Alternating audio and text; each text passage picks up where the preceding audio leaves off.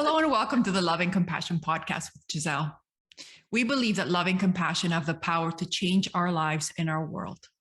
Don't forget to like and subscribe to our podcast for more amazing content. On today's podcast, we'll be discussing forgiveness and why we believe it's the key to transforming our world. Our next guest is founder and CEO of the Musketeer Association, and her story has been viewed over 34 million times as she chose to do something not commonly seen in our world. She chose to forgive the man who killed and robbed her son. Today, she works on helping young people be the best versions of themselves. I'm going to let her introduce herself. Hello, Rukiye. Assalam, greetings and salutations to everyone. First and foremost, my name is Rukiye Abdul-Mutakallim. And yes, I am the CEO and founder of the Musketeer Association. However, it does not trump what makes so much more importance to me and my heart is that I am the mother of Suleiman Abdul-Mutakallim. And he is my son who took a chance in his life and made a commitment to help all people, no matter who they were. If they were going through troubles, that he would help in any way he could, uprightly. And being that mother who trained him to have that kind of thinking from my faith that also guided me to that understanding, I get to continue his commitment. And though I really would rather take in his place, I wasn't given that choice to have him come into the world, nor was I given the choice to when he would leave this world physically, because spiritually, he is still here with us here, and he will always be. So that's my legacy. That's the honor I carry. That's that badge, that right here emblem represents him as well. The Musketeer Association and everyone who wears this emblem represents what he stood for in his life. Thank you. Can you tell the audience a little bit about your son's story, what happened to him, and how you came to be face to face with his assailants?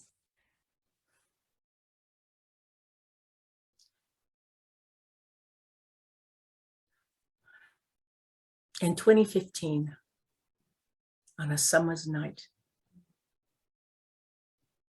it was the 28th of June. My son had chosen to go out and get food for his family. And while he was returning, walking under a poorly lit overpass, 3 assailants walked up behind him, a 14-year-old, a 16-year-old, and a 25-year-old that led the boys to doing this crime, walked up behind him, shot him in the back of the head. He fell into the gutter. He was still alive when they robbed him. They took his cell phone, $40 off just $40 off his person, and the food he was taking home to his family to enjoy. What quaked me to my bones as I watched that surveillance camera poorly placed and is poorly lit, and all we could see were the silhouettes, basically, is that they didn't have the empathy, the rahma, as we say in Arabic, the rahma, the empathy to call 911, and they had his cell phone.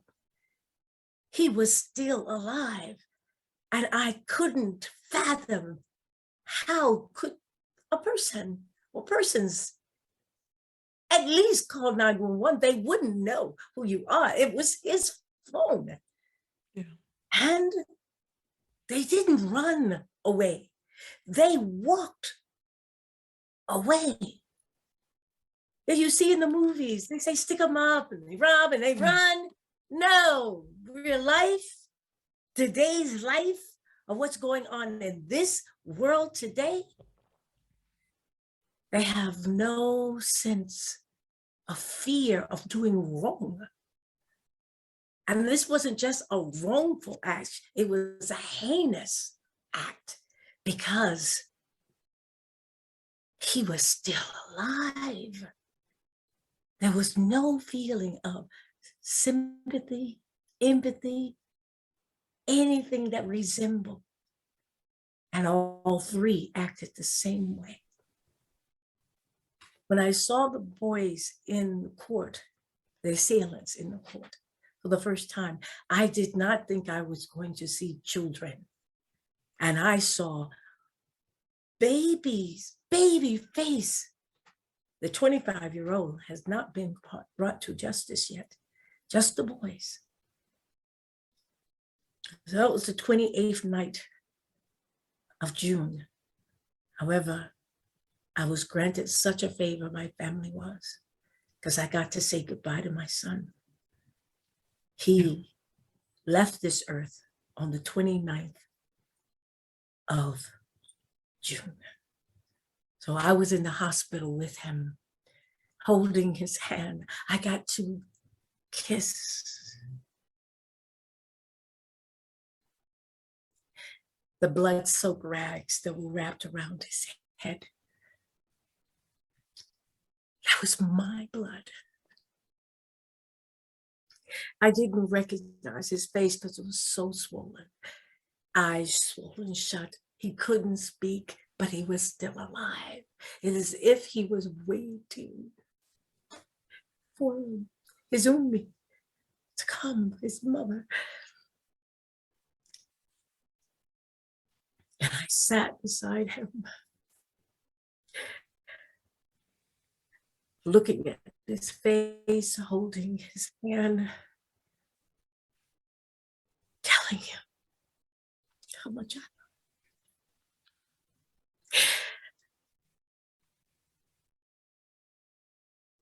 He got to say goodbye to his brother, who was at the Pentagon at the time. So we got to call, and he put the phone up to his ear so he could hear his brother's voice for the last time. His sister was with me by the bedside in the hospital at UC.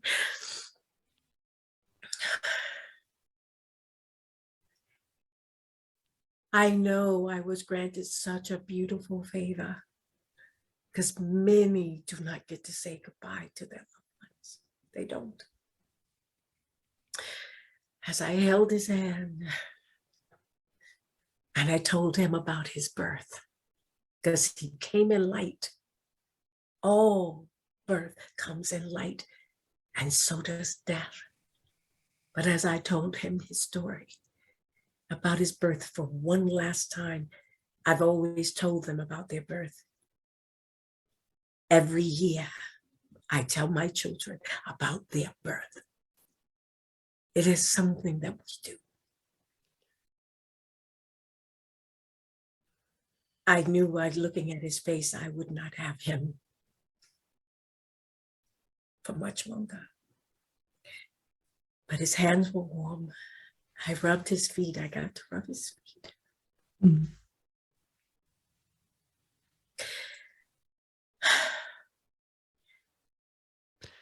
I told him he was in silence when he was born. There was no sound, not allowed. And the first sound that he did hear was the Creator's name in his right ear, and then his name in his left ear. So he knew who he is. Wow.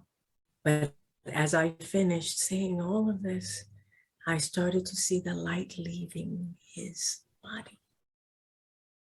I saw the single tear that comes down the right eye on this side.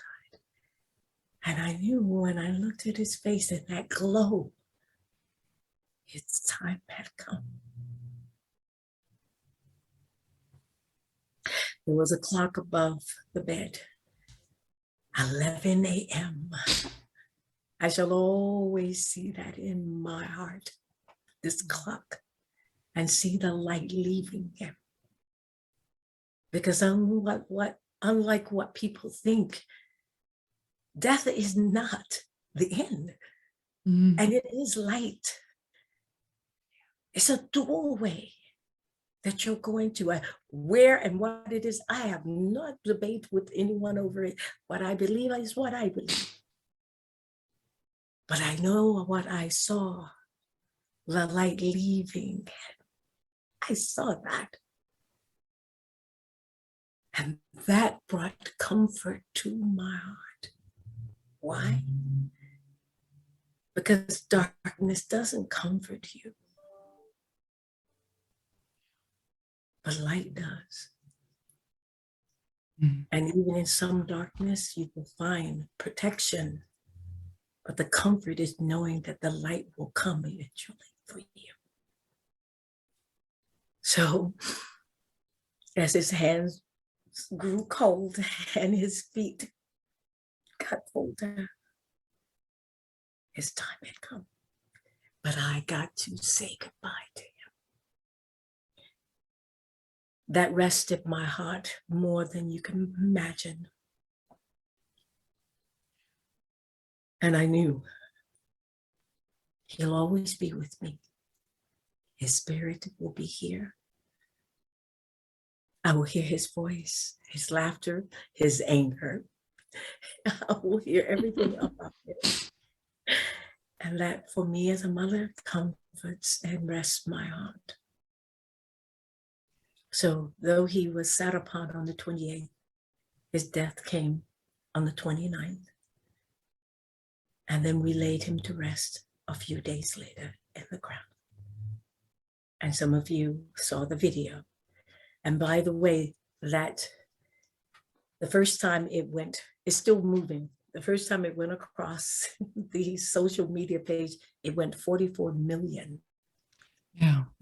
32, 38, I think you said now. Yeah. That's the second time around.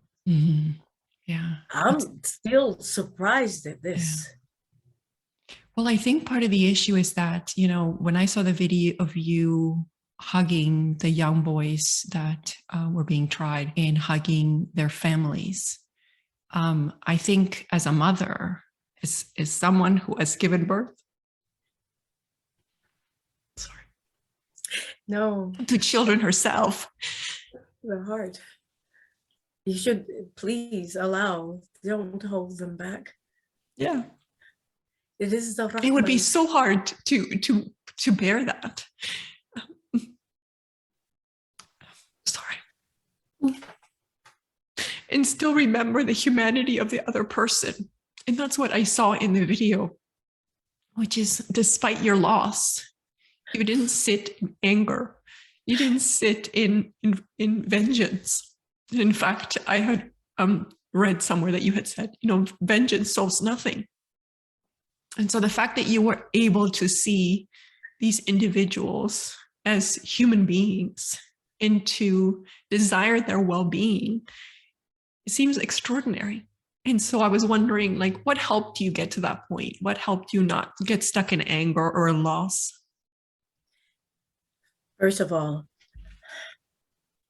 my faith, first and foremost. And I'm not a religious person. Please, everyone, get over that. I'm not. No, and I don't want to be. Yeah. I am a spiritual. I'm a spiritual person. All human beings are spiritual. You need to tap into that spiritualness about yourself. You didn't put it in you. It's there. It came from that which created everything you see and don't see. And when you understand that, you start understanding innate laws. These innate laws were put here so that we could live in harmony with all of creation. But we have stopped teaching about innate laws. Why? I have no idea. Because you cannot exist on this earth and do things just to do them because you feel like doing them. You interrupt a cycle, a well-designed cycle that could harm yourself if you are not careful. You're not just harming something else, you're harming yourself too, because we're all connected. We're simply all connected. Mm-hmm. The human being has the gift to think out and decide which way. It's a gift. With a gift or a favor, you owe a favor. You can't move about this world as if you own it. Mm-hmm. So innate laws bring an understanding to all spiritual people how to move about this world in harmony. Knowing how children are birthed, what is in them that you didn't put in them, and that they are a gift. They are simply a gift. Mm-hmm. And you know that it's a gift because they don't come out knowing a whole lot of things. Matter of fact, they don't come out knowing anything. No. And so you get to shape that mind. Isn't that a gift? It's a gift. Well, it is. It's a gift. And they don't come out with weapons in their hands. They don't come out lying, stealing, cheating, hating. Those are learned bad behaviors from the environment they're in. Mm-hmm. And it starts with you. What they do come out with that you didn't put in them. Part of that beautiful gift. All children are born with 5 things. This is an innate law. They could have no arms, no mm-hmm. legs, cross-eyed, blind, split tongue. Mm-hmm. They could be, all of them have the same thing. 5 things. You know what they are? Those 5 things. Light in their eyes, joy in their voice, hope in their hearts, a curious mind, and they're always reaching up. You got to move things out of there. Yeah. Right? They could have toys all around them. You could give them all kinds of whatever. After they look at those things down on the ground, it's like, what is that? Mm-hmm. And they will find a way to get that. Mm-hmm. They'll maneuver a chair, something. You might walk away for a hot second. I mean, a hot second. You're thinking, okay, they're okay. You can hear the laughter in their voice or whatever, the little talking or sounds that they're making. And you say, oh, I'll just go into this room for a moment. And then you come back out and there is the little one. He's moved the chair or she and put boxes on top and they're climbing up there. You're like, wait a minute, I didn't teach you to do that. No. But they want whatever is up there. Yeah. Because that is what you're always learning, looking, wanting to grow.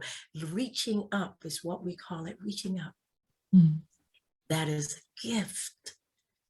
When children stop doing that because they've been pushed, oppressed, or somewhat of a man-made disease of trauma made not to do that, they start reaching down, picking up weapons of all types, whether it's drugs, pills, alcohol, guns, knives, anything to hurt themselves and others, because you've been hurting them. You've been stifling them. You've not shown them how to grow. Instead, you're being a fascist. You're being a fascist. You're bringing violence. And you're teaching them racism, either by the fact that they don't like the way their hair, the color of their eye, their speech, their teeth, their skin color. You're doing something and you need to stop and think about what you're teaching them. I'm not trying to pick at people. Please don't get upset with me. But when you're putting fake hair, are you trying to tell the child their hair isn't that good? You're making it easy for you to take care of it. But what are you teaching the child? What are they thinking about their own hair? Oh, wait a minute. I'm sorry. I don't have those long, luscious eyelashes. What? Yeah. I'm not picking at anyone. You have to make your own decisions, but those children deserve to have truth, to be understood that their beauty whatever the Creator gave them is beautiful. Everything about them is beautiful. Everything. Even if they have some handicaps, it's still beautiful. Why? You didn't get to choose that. The Creator did, and He does have the best of colors, the best of design. And it's a lesson for you to decide what kind of beauty are you really going after, because the beauty really lies inside. Yeah. Inside. Yeah. And It's so funny. Something to offer, something to offer you that you haven't taken time to learn. Yeah. So it is that spiritual understanding that I have, that I taught my children. And when this happened, I didn't run from my spiritual understanding. I ran to it to gain understanding. And first and foremost, forgiveness. And it starts with myself. Because I promise you, I did blame myself.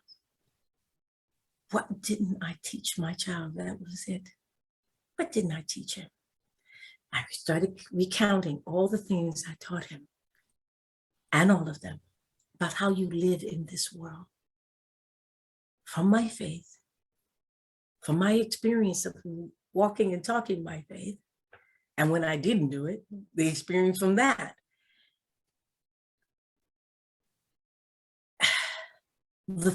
It boiled down to that one question: what didn't I teach them? And I came to grips. It took me 2 years. But by that time, I had seen the boys again. So the first time I saw them, when they were 14 and 16, they were such babies. The 14-year-old that I hugged, he was so scared. He had never committed a crime in his whole life. At 14, nothing had he done wrong. Nothing. He was overgrown even then. He was bigger than the kids in his class. But he had a learning impediment that no one was helping him with. His mother did the best she could, I suppose. But we have other things to talk about that. That's what kind of stops and legislation have we put in place that keeps people from growing to do better. But anyway, when I saw how young they were, of the 6-year-old, hard baby, baby face, but hardened.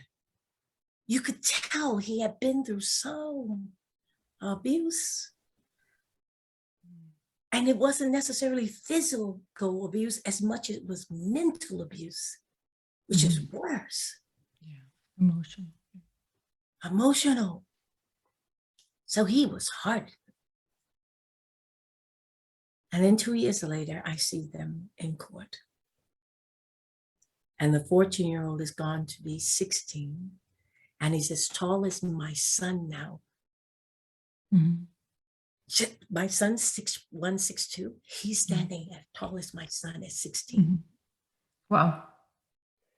He still has a 3rd grade reading level. At 14, he had a 3rd grade reading level, and at 16, still a 3rd grade reading level. So how well could he think things out? An overgrown giant, gentle to his heart. He really gentle. But his environment pushing him to be accepted, you gotta be a certain way. And wasn't a good way. And then all of a sudden, here he is.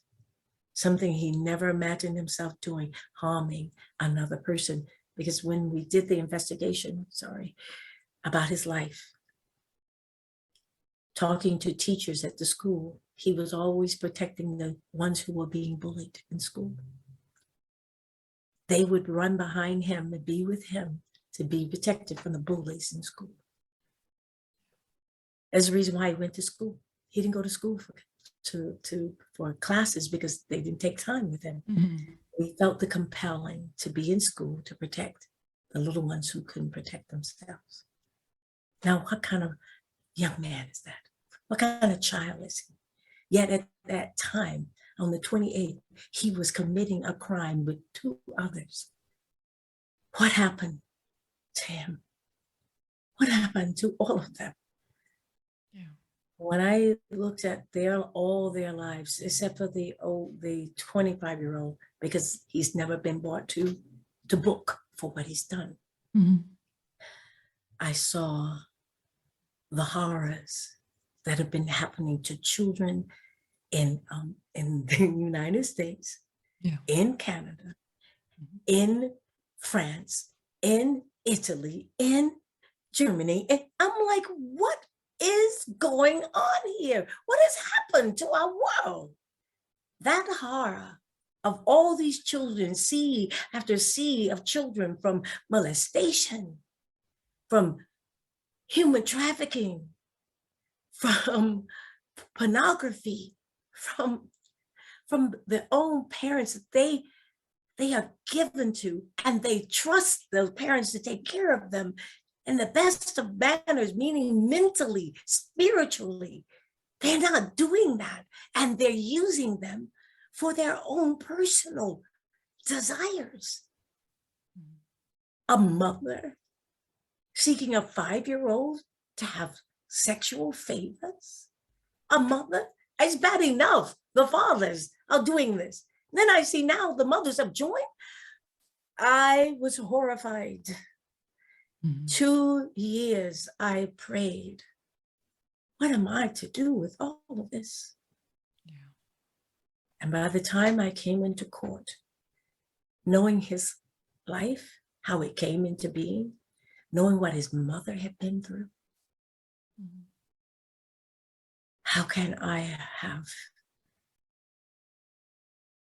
approached it any other way? If I want to rahmah, mercy, you have to be willing to give that. Yeah. And if you can't give it to children, Mm-hmm. tell me, Gissele, who can you give it to? Aren't they the first to receive our forgiveness, our mercy, our acts of goodness? Aren't they supposed to be the first? Aren't they our future? If we don't show them how, what kind of future do we have? Yeah. Yeah. It's so incredible to me that you decided to keep your heart open rather than close it, right? Like you decided to get curious and try to really focus on understanding the story. And that's really kind of the basis of compassion, is that curiosity, like what happened to you, you know. And you have done a number of presentations in front of officials and so on, and talking about how trauma really is the real enemy. I was wondering what you thought we need in order for us to address this collective trauma that we seem to have created for ourselves. First and foremost, be truthful to yourself. Truth. Stand on truth.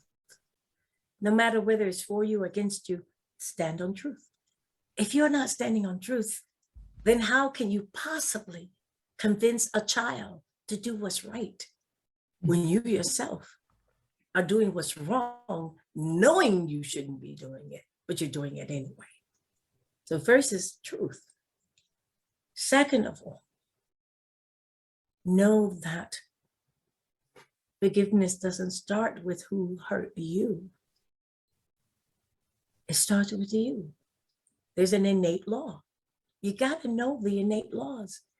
When you hurt yourself, first you cut your finger or something, what's the first thing you say? Ouch. What did I do?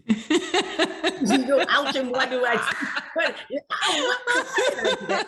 I saw myself, I saw that happening, or I know better. Why did I do that? I'm mad at myself. That's Yeah. You don't look at the knife and say, why did you do this to me? Yeah, exactly. And that is an innate law put inside you to first look at you. First look at you.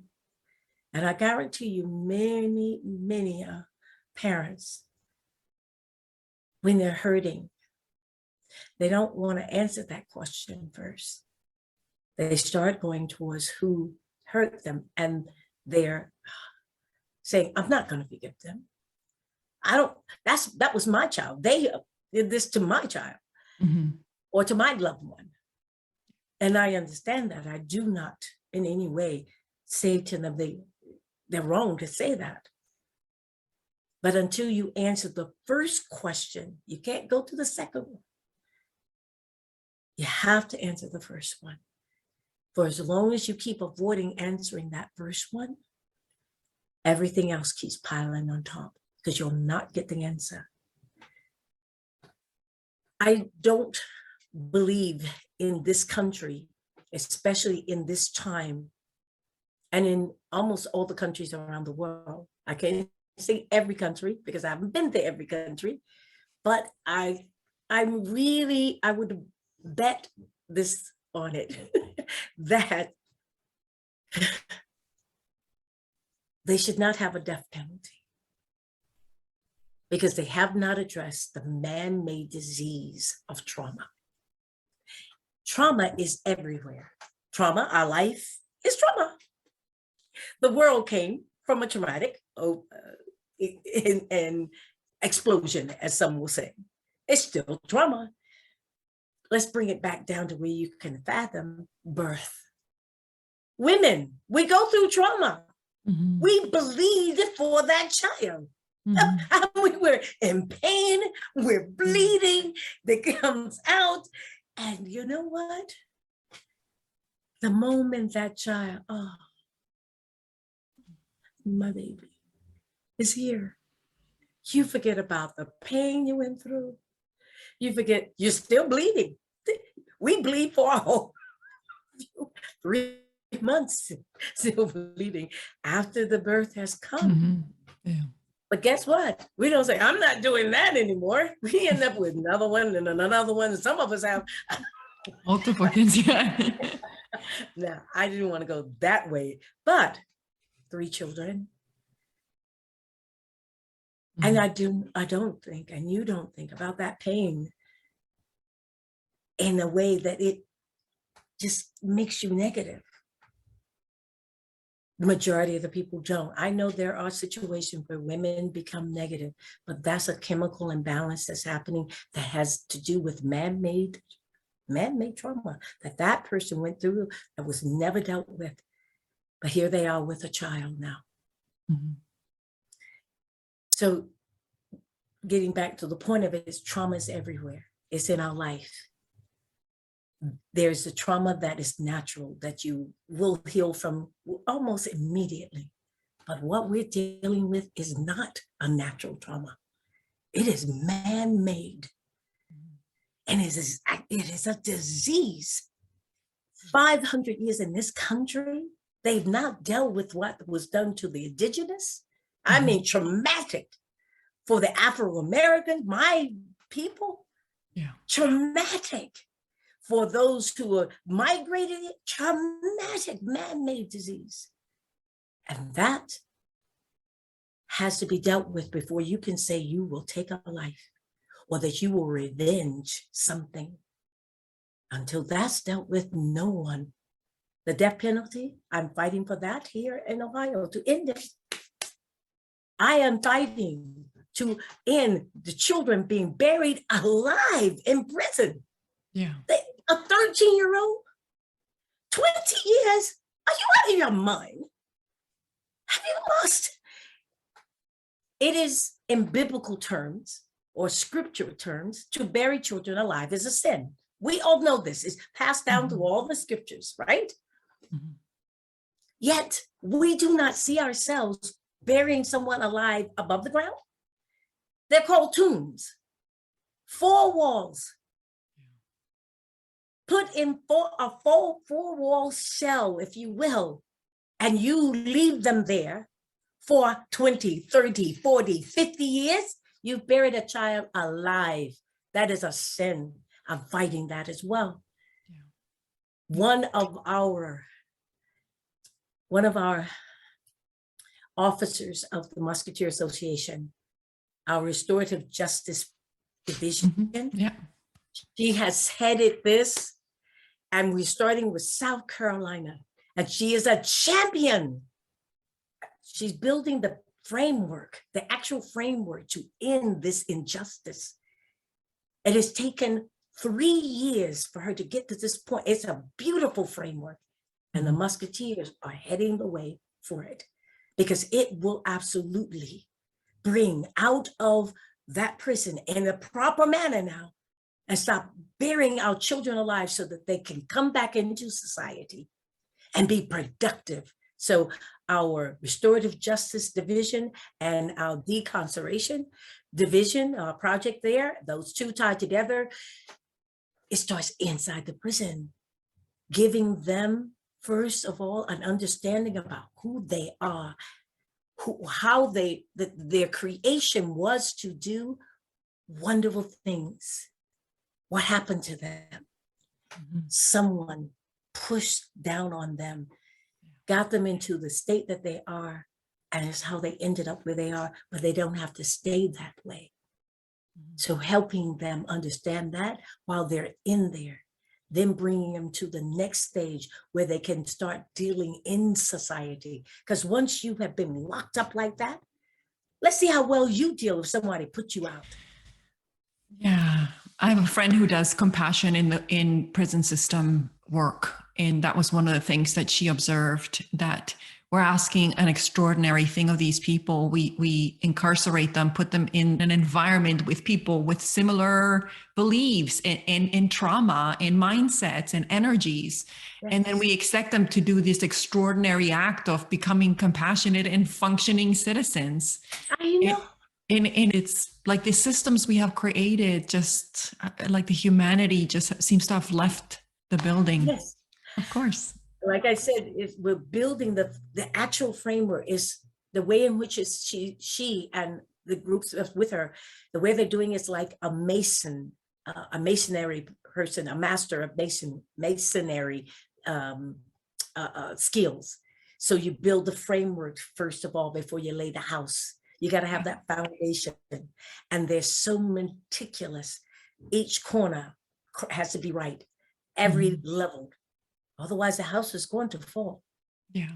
Right. So that is how she is doing it. And we're right there with her. And this framework is going to lead the way for all across this nation. And we will share it with the rest of the world in order to bring children into a society that rejected them, locked them up, and threw away the key. Yeah. And we cannot do that because that's our future. All children are your future. I was at the State House and I asked them the question. No, did I ask them the question? I made the statement. I said, not one of you know which child will be the next Nobel Peace Prize winner, or who will be inventing or discover a cure for a disease that you or your loved one may have. So how do you shape your legislative laws or even your mind to condemn a child, any child? You must find out what happened to them, because something happened to them. And then help them heal, help them rise above that trauma, and show them how to do wonderful things, because they will start doing that. It's put inside of them. Yeah. It's so interesting because from our perspective, trauma-informed practice is the stepping stone towards compassion and trying to understand and seeing the humanity in each other, and not forgetting that we are brothers and sisters, that we are interconnected, and that our wellness is dependent on the wellness of our brothers and sisters. So it's really interesting to me when I look at the systems we have created. They're all based on isolation, separation, but that's also how we treat each other. When we're hurt, right? We want to separate and isolate and get away from the person, or we want them punished. And so, you had mentioned that, I don't know if you had mentioned it here or when I had talked to you before, which was you had mentioned colonization. Colonization at its core has othering, right? Like it's the other, the separate, the not us. So It is. yeah, and so it's I think the way that we're going to change systems from our perspective is that we really got to change ourselves. We really have to change how we see ourselves and each other. What are your thoughts? When you asked me about the formula for eradicating the man-made disease of trauma, Mm-hmm. you said, is there really? And I said, yes, there is. That change that you're talking about is embracing this understanding that there is a formula, and it's not in a pill, it's not in a bottle, it's not in some chemical lab. It's inside of you. You still have the 5, this is another innate law. There are 5 human values. Yeah. And the Musketeers have a program that we teach about this from very young age to, all right, from 3rd grade. And we actually can take it lower, but it had to be on a different scale with them because they already are exhibiting that. Only reason why they won't have it in them is because they are being traumatized. Man-made trauma is after them. And then we have to stop and say, let's find out who's doing this and stop this now before that child turns into, oh no, another statistic that ends up in jail or killing someone or whatever it is that's happening of negativity. So at any rate, we started like the 3rd grade level, and we can go all the way up to 99 in understanding the 5 values that human beings all have. And one of them is love, and nonviolent is inside of us. Not to be violent, it really is inside of us. Just as to be violent, but on a level of protection. And then if it's used incorrectly, then you end up being the attacker versus protecting yourself from someone hitting you or going after you. So those values are there, and we teach about them because they are innate laws. You can't get rid of them. They're there. Now, are you willing to embrace them? What has happened to you that you won't embrace? A love, a caring, a nonviolent approach to something, trying to analyze, talk it out so that there would be harmony for everyone. The way in which we, not a chemical lab, is that we first start with ourselves. Do we like ourselves? Do you like the way you look? What is the beauty that you see? Is it the beauty that maybe the TV has shown you or others in your social media? Or do you like what you see in the mirror? Huh? You didn't get to choose the family you were born to. You didn't get to choose your eye color. There wasn't a magazine came to you and said, hey, by the way, we'd like for you to pick out your eyes, your nose, your lips, your hair, so we can put you together. How you came out is how you are. Do you like who you are? Do you like yourself? Are you doing things to harm you? Are you cutting yourself? Are you starving yourself? Are you overeating? All of these things are something that is done because something was done to you that made you start hurting yourself. All right. So when you talk about being able to do forgiveness, it starts with you. Then once you understand this forgiveness, then you have to show kindness. That's what rahma is, mercy. If once you've forgiven, starting with yourself, and you're not being kind to yourself, then have you truly understood what forgiveness is? Are you standing on truth? Have you lied to yourself? Are you saying, oh, of course I like myself. I like everything about me. Really? Did you put on makeup today? Mm. I do. And you put on the, now, I have to say, I put on makeup for the camera because I Me know too. it doesn't really show that well. I had to learn all these things because I never wore makeup. I like myself just the way I like my color. I learned this from my faith. I learned to understand this nose, this lip. This is what I was given. I bet I should love it. He loves it. I love it. The creator gave it to me. I love it. Now, if you've got some form of problem, yes, if you can fix it, fix it. If you can't, still don't hate yourself. Don't say, oh, she's much more prettier than I am, because the beauty that others have told you is beauty. That beauty must be what you see inside, not outside. So you have to ask yourself the tough questions and be honest. Once being honest, then be kind to yourself. All right, so I'm not light skinned, or I'm not white, or I'm not really dark people. Gorgeous. Oh my gosh, he's black. Oh, they're like black coal. Gorgeous skin. Wow, I'm not that. Someone says, you're really brown. I said, I know, but they call it black. What can I tell you? So, but the point is, and I pray everyone is laughing, because you should laugh a little bit about how we have allowed ourselves to see beauty. It's that once you're very completely honest, then be kind to yourself and say, I like what it is I am.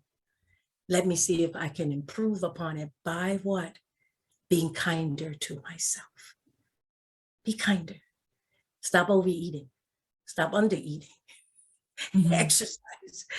Get off the couch. Be kind to others. Speak a kind word. Smile. A smile can make someone's day. You don't know what they're going through. But that genuine smile shows I care. And it didn't cost you a dime. That's the kindness, that's the rahmah. And once you've gotten to that point, then the last part of the formula is doing acts of good. You're outside your house. You see across the street a paper bag, plastic, especially plastic, floating along the way. Be careful. But go get that bag and throw it in the trash, because there is something of our creation that's going to be harmed by that plastic. Don't tell yourself it's not my business. I didn't put it there. Oh, these people are so nasty. Well, they all three may be right, but you see it. He's given you the ability to see it. It's not that far from you. Where is your act of kindness, of doing good? Is it only because a photo op, they see you pick it up? Hey, here's hashtag bang. Yeah. And you take a selfie, and then they put it back. I'm cleaning my neighborhood. Then they throw it back. Or they're like, the trash can is way too far. And then I did a hashtag, see, I'm doing. That's right. And TikTok has become, anyway. So the formula is forgiveness, true mercy, and doing actions of good. We have I'll just use an example. There are elderly in your neighborhoods, everywhere you go, and give thanks that they have lived that long. And they may have been some of the nastiest people. Miss Greenlee, she is so mean. But you may see her struggling to get across the street. No matter what she has done, what are you doing? Who are you choosing to be? Yes. So that's the formula. And it really will eradicate that man-made disease of trauma. We all have that power in our own grasp to do. I hear my son's voice all the time. I don't apologize to anyone when I say, Suleiman, you already know you're not going to do. You didn't do it when you were physically with me. You know, I'm not going to go that way with anybody else. So why are you like, think about it, Mom? No, we're not doing that. Okay. And so it is the kind of conversation I'll have with him, because I remember a conversation that he and I had. It is so hard for a mother. It is. And they think, oh, see, no, it's breaking my heart to do this. But if I don't, at least take a moment to correct you without harm, without being breaking, bitter, hurting you, scarring you, just gently, a spanking, gently, wake up. Don't touch that. Don't put that in. Don't stop. That's love. And I remember having to pull him out of the creek. Yes, he wanted to go see the bullfrog. What are you going to do? We can get a net and pull the bullfrog to you. But he decided to go inside. I was like, I'm not that far from him. I think that I was the kind of mother that kind of looked, I let my children grow, but not, you were discerning. Yeah. Yes. Yeah. And I see him going into the creek. He started running towards him. Sullivan, stop. Sullivan, stop. Will you please stop? Look up. What? Don't get in the creek. Bullfrog. There's another way to do this. So I taught him. And now when he later on, he gives the net, he goes over and he pulls out a snake. Not quite. These are my memories. And they're joy-filled. They bring you much joy, yeah. And though you had to at times scold them, never harm them, love them enough to teach them how to keep reaching up till they reach their star, and they will do amazing things. Yeah. So answering your question, it is the true forgiveness, showing true forgiveness, true mercy, and doing acts of good, kindness to first yourself and others. If you're not kind to yourself, how in the world do you think you're going to be really kind to others? There can be no ulterior motive to it. You can't see what you're going to gain from it. Don't do that. That's not true forgiveness. That's good. You answered my question before I said it, which I was going to ask. How do you know if it's true forgiveness? Maybe you're telling yourself that you're forgiving, but how do you know if it's true forgiveness? Because you will receive nothing from it. I'll always put it this way. Give an example. And it's a truth. It's actually, many of you may be able to recall something. Somebody did something for you.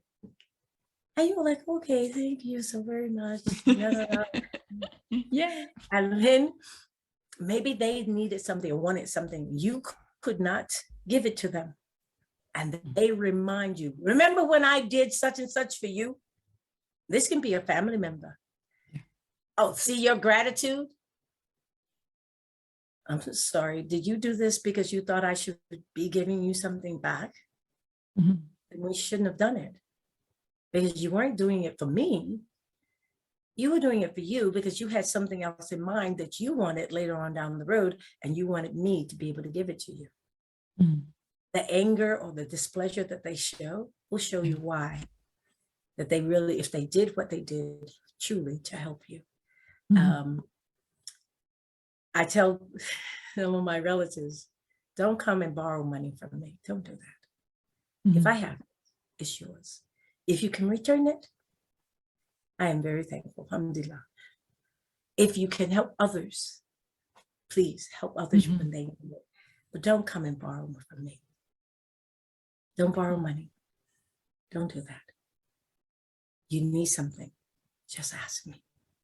If I have it, it's yours. Mhm. That's when you know. And that's how you, the person who's borrowing, or say you need that help, well, no, I will never look at it again. I will not bring it back up. Do you remember in 1929? Oh, sorry, 1992, not that old, 1992, I did such and such and such for you. Mhm. You didn't do it for me. You did it for you. Yeah. And you're here to remind me that I owe you. Mhm. That's how you know. Mm. So it's without expectation, without attachment. It's Right. just giving from the place of love. Of love. Yeah. Yes. I wanted to go back to the concept of that you had talked about. Now, you didn't use the word self-love or self-compassion. You used the word self-kindness. But I think we think about it along similar lines, which is really, it's about truly accepting ourselves, truly understanding that we're whole and complete and that we're always enough and worthy. Yes. And I think this is the reason why we are living in the world that we are, because of fear. We have this fear, like even greed is fear of lack, right? You have to accumulate more because you're afraid. And, that was the whole concept of, colonization, needing to accumulate and possess and take and Control. control. And so, Control is huge. yeah. And one of the interesting things when you and I were chatting off camera, we talked about how some of the most powerful people that we can continue to consider powerful people are the least powerful people, like people in power in governments, people that have accumulated all this, because they're in fear and they need to put power over. When you are truly in your own mastery, in your own power, and you understand that you're enough, you don't need to disempower other people. You don't need to take things from them. Yeah. You don't So need it's just, to demonize them. yeah, you don't need to do harm to someone else. Now, and it's funny that you said about people in power, because you were to look under the curtain of their lives. Remember, all children, rich, poor, checkerboard, blue, green, whatever, they all come with 5 things. Oh, yeah. They don't know anything about money. They don't know anything about anything other than they're happy. And the one around them, they just give them love without, children don't say, oh, I'm loving you because you gave me the Xbox. No. You can get that love from them just because you're there around them. Now, ask yourself about fascism. We always think about fascism in the terms of government, oppressing other governments. Yeah. Do you know that fascism actually starts in the home? It actually starts in the home, fascism. So colonization itself, how are you treating your family? Mother or father, how are you treating your family? Are you being dictatorial over them? Or are you being kind, or the kind of balance of love and discipline without harm, so that they can grow to the kind of individual that not you created? You didn't create this individual. You were given this as a gift. But do you know what they have inside of them? Do you know what gift was given to them when they were born, and it's out there? And they've got to reach for it. You have some children that are prodigies. You didn't put that in them. You have some children that are math whiz, or reading, and right, or a person that's so curious now, that they will discover something that you're like, oh my gosh, who discovered pasteurization, so that milk was no longer giving that tuberculosis? Right? It's just like, there is for every child some special gift of wonder for mankind, not of harm. There's no wonder of harm. Harm doesn't come with a lot of thought. You can harm without really thinking it out. Now, when someone becomes a pathological in nature, is because they began to see they begin to have that man-made trauma that has never healed, and they're going further to see how far they can do more harm because they've never healed. No one has ever addressed what happened to them as a child. Yeah. So it has to be addressed. So it's understanding that it's not your position in life. It's not your family's. It's not whether you're rich or poor. It's not that at all. And it first starts in the home of how you who have been chosen to be a parent. Everybody isn't a parent. Just because you want to be a parent doesn't mean you will be. And how are you treating your family? Yeah. Do you even understand what it means to be a fascist?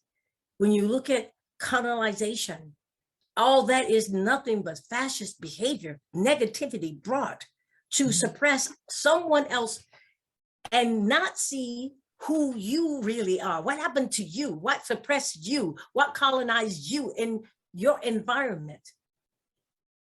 And it is the fuel that feeds violence, racism, and fascism, colonization. Yeah. And it starts absolutely in the home. Yeah. Thank you for saying that. We wholeheartedly agree. We cannot create a world without racism until we stop othering other people. In our own home. Yeah. Until we see each other. How many parents may have said, I wish you were just like your sister. Yeah. Or your brother. Or how many siblings pick and bully on each other? Because who's bullying them? Yeah. Oh, I'm sorry. Dad, mom chooses who they're going to what? Treat the worst, no balance, or they love one more than the other. You can't do that. That love has to be equally shared. Yeah, in your heart, you might find a little, but you can't do that. You can't display that out. These are your children. And they are a gift to you to do good, not to do bad with them. You know, we have so much more to learn from children. We always see ourselves as, you know, the parents are here and they have expertise and authority, and then the kids are here. But I used to work in child protection, child welfare. And and one of the things that I used to talk to young people a lot and their families as well. And one of the things that I used to hear also from my colleagues, not to criticize them, but it's a different in perspective, is they didn't understand why the children love their parents no matter how they treated them. They couldn't grasp it. They didn't understand. They're like, oh, look, children are so non-commonsensical that they will love someone that will hurt them.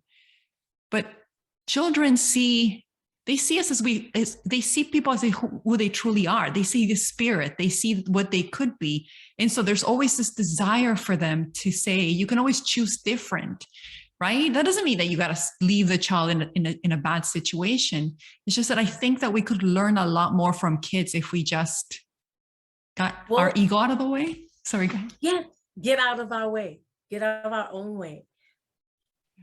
Your colleagues, if they understood the innate law of how children are born, they will understand why that child has that. And that forgiveness, even when the parent has harmed them, burned them, broke their arms, really humiliated them. If the parent showed even a slight love, the child is, okay, they do love me. Yeah. Inside their heart, not head, inside their heart, they're saying, and they're ready to forgive. And to hope that it's better. Now, once the child reaches a certain age and it doesn't get better, then the child starts to try to protect themselves. That's when they stop reaching out. That's when it becomes really this violence that we keep saying, what's wrong with our children? Well, you know, not what's wrong with our children. What happened to them is the question that must always be asked. Our judges, our prosecutors, our protective agencies, our every law enforcement must ask themselves and be trained to ask themselves, what happened to that child? What happened?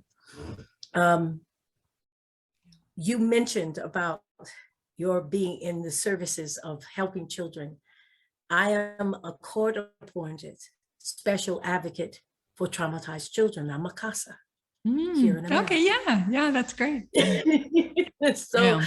I advocate for children who are in traumatized home situations and come towards them with the only purpose in mind is to stop that traumatization happening to that child. Mhm. Yeah.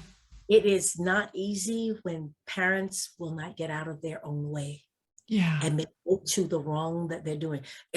They're lying, they're exaggerating, they're spoiled. Stop. What happened to you? Did this happen to you? And you find out it happened to them. Well, my parents raised me. I didn't come out so bad. Really? You think you didn't come out so bad?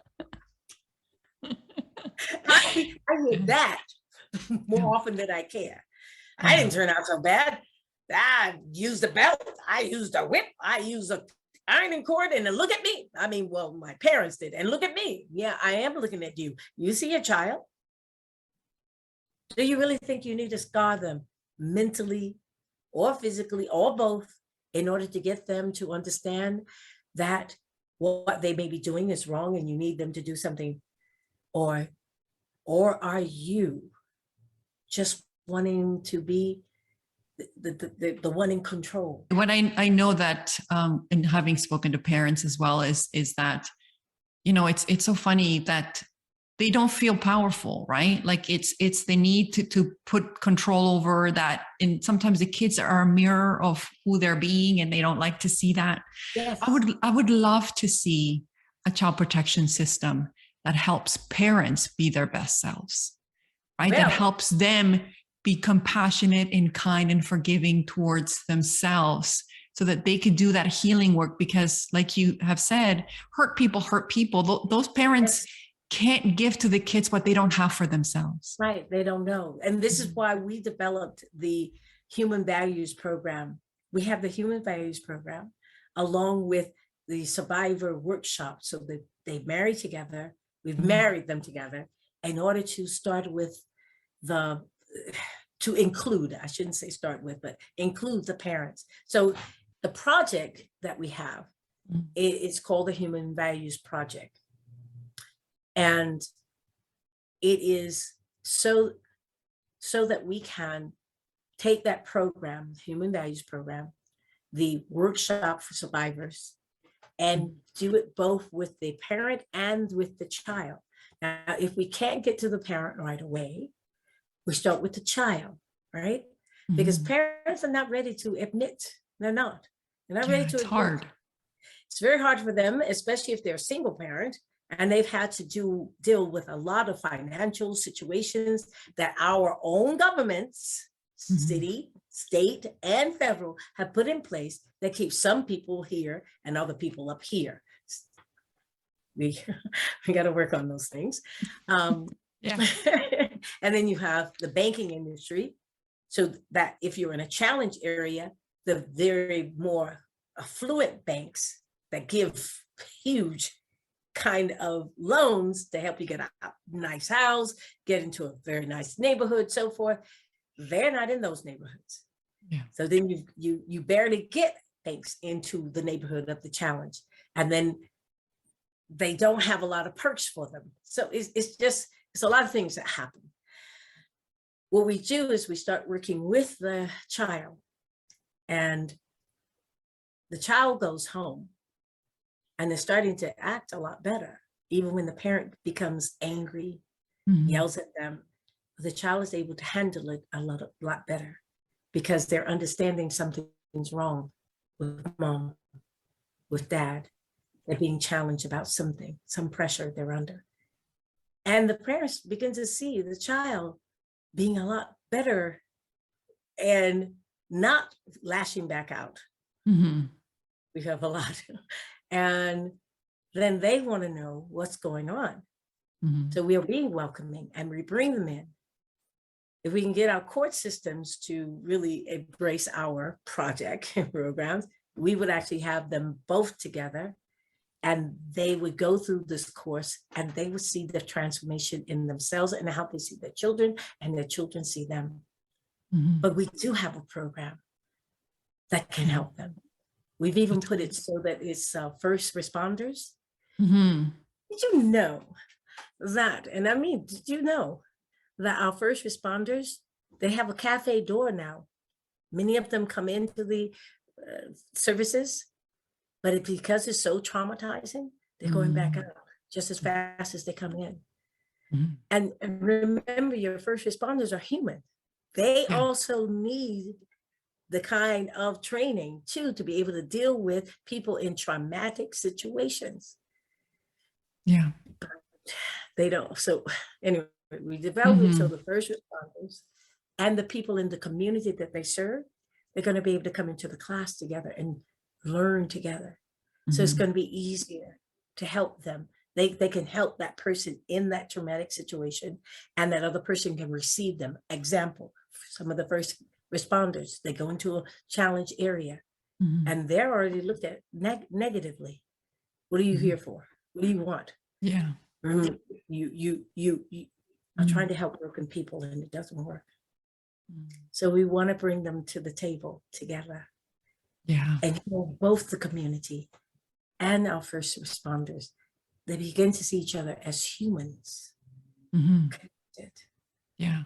Yeah, for sure. I think one of the things that I'm very passionate about is the concept of self-compassion, especially for people like the parents who are experiencing so much shame and Yes, guilt, and they can't get out of that cycle of shame yes, because they'll do more drugs or then they'll hurt the children more and so on, and they can't yes. get out of it. Whereas self-compassion enables them to have that a little bit of that self-forgiveness. They've Um, forgotten. good. They really have forgotten that they don't know if it exists anymore. But Yeah. I agree with you. Go ahead. Yeah. Well, I was just going to say, I know somebody is going to ask me this from our audience. So, can you just go over the innate laws just quickly? Just name them. Just make sure we got them There's a all. lot of them. Because, oh, there's too many. Yes. Because I know Yes. somebody would be asking me. What about is there a top five? There's a top five, of course. Okay. There's Okay. always Let's a do the top top five. to start with. At Yeah. least Yeah. start with these, and the others will start opening up to you. First of all, understanding, and we talked about how children are born, Yeah. and what are the five innate laws, the five things that make up the innate law of who all human beings are, how we are connected as one single cell. Is that love, that forgiveness, that kindness, understanding, all of that is in there. The five human values, they're there. Mhm. They're, and people say, well, if you've been so traumatized, you probably won't have it. No, he didn't put this in you and you can't take it out. It can be smothered. You can fight against it because you've been hurt so bad. And this is the only way that you've been protecting yourself, is to be the opposite of what they are. Mhm. But you can go back to them, or you can finally embrace them in the proper manner, and you will find your life, you really seriously will find your life so much more in harmony with all of creation. And it really will start with your body, because a lot of us are getting ill. We have illnesses that like, really, we're so sick. I'm 71 years old. Oh, yeah, I'm not, fabulous. you can kind. I've not had really doctored problems. The problem I even have that I do deal with, I was born with that. It was given to me. And a problem with the feet. Other Mhm. than that, because I try to have this positive, Mhm. no, I have the understanding of the five innate human values that we have, and I embrace them. Mhm. And they really keep my body healthy. Mhm. Healthy mind, healthy spirit, healthy soul. It really does take away those wrinkles. Yeah. So, or keep them I gotta away. use the five. I gotta use the five values. I And you gotta have bottle to. the five values. Right. And once you're like, oh, okay, So that's two. Number three is understanding about water. The water. Why is it so important that we have water, clean water? Now, clean water isn't ionized water, water that comes from the purest of source from the earth, which is granite, or water is really high up where we haven't messed with the atmosphere. Right? And that's really good clean water. It has minerals in it. It has the minerals and nutritional stuff that we need in it. Don't take everything out of the water, you have nothing. Why do you need to have that? Because what is the human body made up of? Again, understanding innate laws. Water. And right, that's four. Top five. And this kind of comes together. And these are the plants, the green, the trees. They make our oxygen. So if you want to be able to breathe on this earth, stop poking fun at tree huggers. You need to hug a few trees yourself. Yeah. It's so amazing how we don't understand how we are all interconnected and interconnected with the earth. And if we harm the earth, we're harming ourselves. So do we have such short-sightedness? Yes, we do. Yeah. That's the arrogance.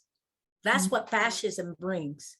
When you start embracing the fascist behavior, starting again in the home, you forget all the connections of other things that you need. Unless you are breathing, unless you keep that air clean and you keep that greening around, you will not exist here.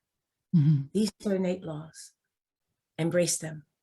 Instead of fighting against them, find ways to do better and take care of your ecosystem and your family.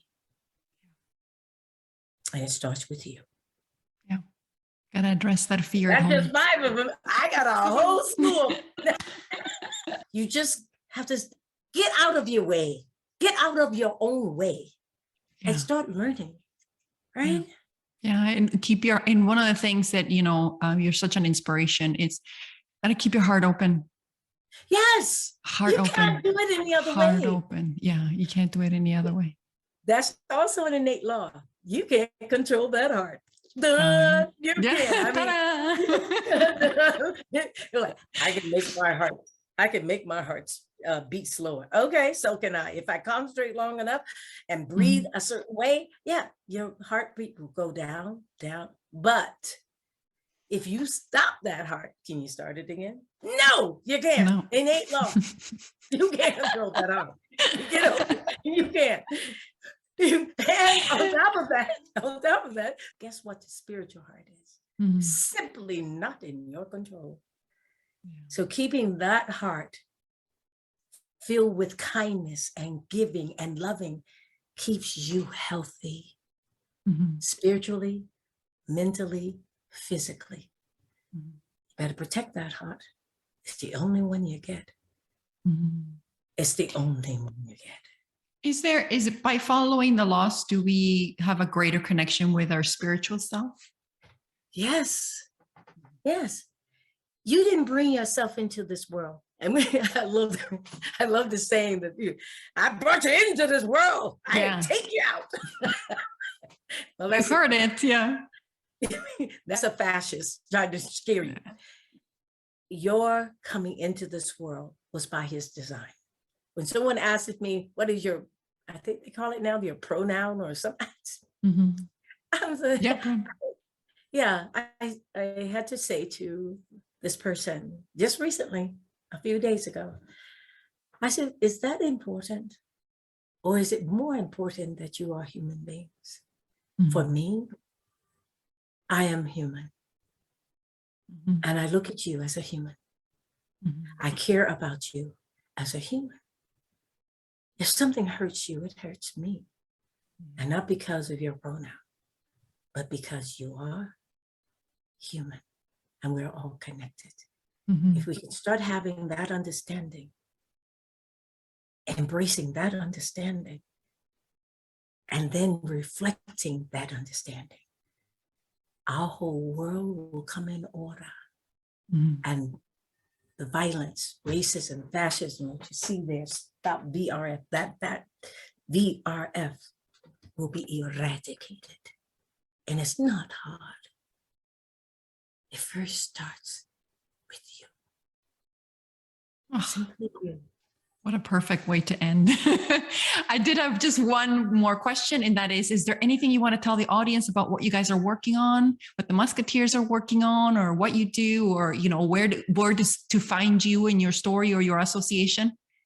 Wow, we have 9 projects and all of them have programs. So if you want to know more about this, and I really pray that you will, because it's going to change your whole persona of how you're looking at dealing with even your own self in your own circumference.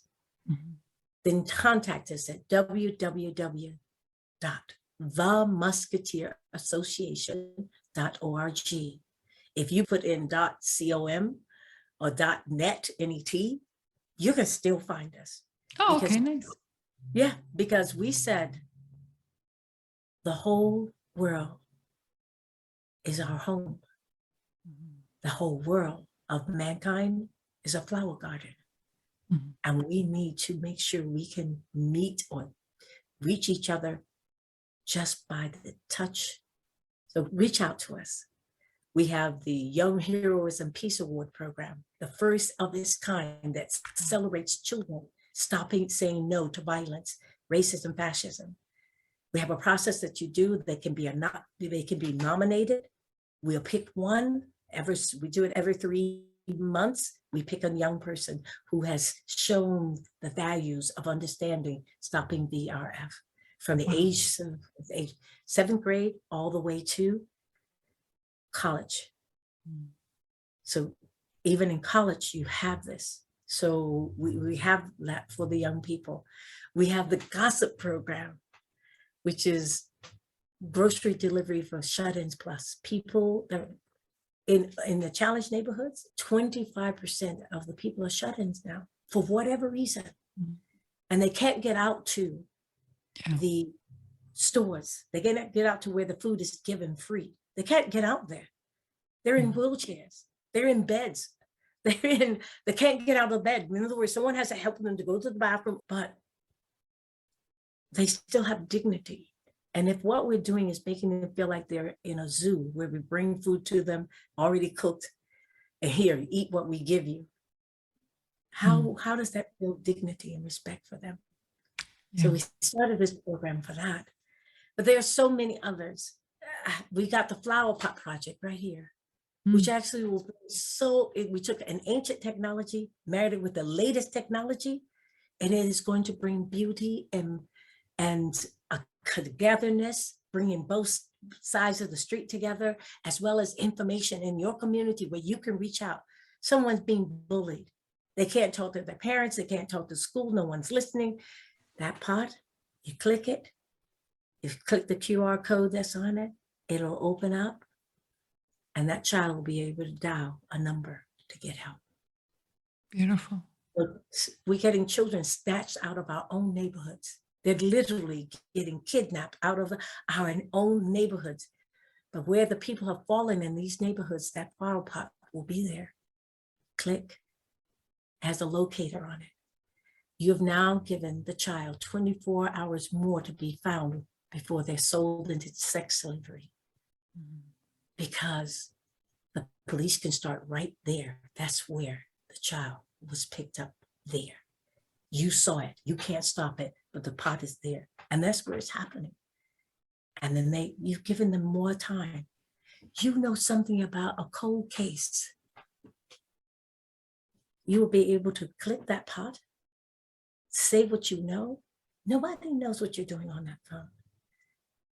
And you relieved your heart from because I told you can't control that heart. Yeah.